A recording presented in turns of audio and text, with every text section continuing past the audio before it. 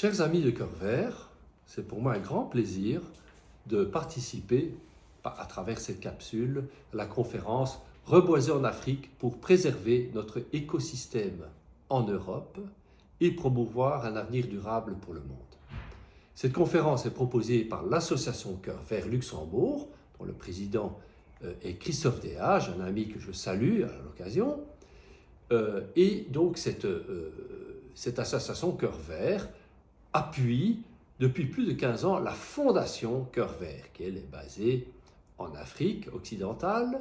Cette fondation qui apporte sa contribution concrète au risque de chaos climatique mondial en s'attaquant en priorité à la progression de la désertification et de l'aridification des sols dans plusieurs pays d'Afrique, principalement les pays du Sahel. Et ces pays font partie eux-mêmes d'une grande initiative qui s'appelle la Grande Muraille Verte, initiative de l'Union africaine. En effet, il y a une urgence climatique, une urgence écologique qui fait que des populations n'arrivent plus à vivre dans leur pays. Et ceci est un facteur de migration qui n'est pas souhaitable, parce que cela part d'une situation de misère à laquelle il est possible d'apporter un remède sur place. Donc l'action de reboisement s'est révélée le meilleur moyen de non seulement de recréer des écosystèmes vivants et durables. N'oublions pas que quand on dit écosystème vivant, il ne s'agit pas simplement de la biodiversité qui est très importante, mais aussi de permettre aux gens de vivre dans leur pays. Éco, vous le savez, ça vient du grec eikos, eikos, ça veut dire la maison. Donc il faut effectivement que ces pays puissent offrir à leurs habitants des conditions de vie décentes. Donc l'initiative Cœur Vert contribue. Elle contribue également à une rencontre entre les populations du Nord et du Sud sous le signe de la solidarité.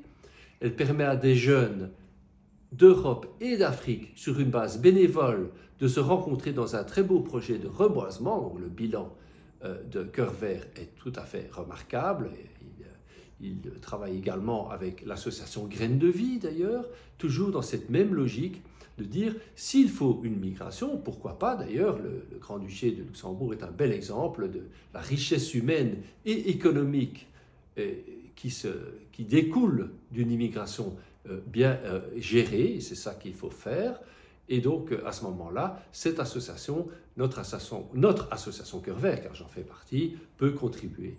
Alors, la dimension écologique, je le répète, est fondamentale. Reboiser, ce n'est pas simplement planter des arbres, c'est permettre à des hommes et des femmes de vivre, de mieux que survivre, de vivre, et surtout dans un cadre beaucoup plus agréable, car il faut savoir que la forêt, d'abord, elle fixe le CO2, elle se nourrit de CO2, elle fixe le carbone, comme on dit, la séquestration du CO2, elle offre évidemment un climat, elle tempère le climat, elle attire la pluie, et donc c'est un grand facteur, et elle offre évidemment des revenus aux habitants. Donc c'est vraiment un facteur très positif qui n'a évidemment pas échappé à l'Union africaine et à toutes les associations d'ailleurs qui travaillent dans le même sens.